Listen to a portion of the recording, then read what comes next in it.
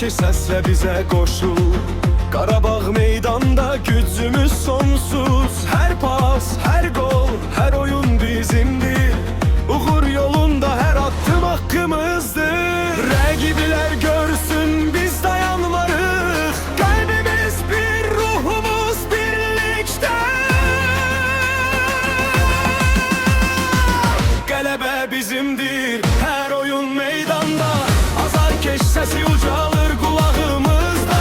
Qarabağ, Qarabağ, adın qalxır səma. Vurur heç vaxt sönməz, əbədi yaşayacaq. Qələbə bizimdir hər oyun meydanda. Azarkeş səsi ucalır qulağımızda.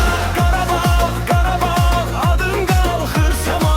Vurur heç vaxt sönməz, əbədi yaşayacaq.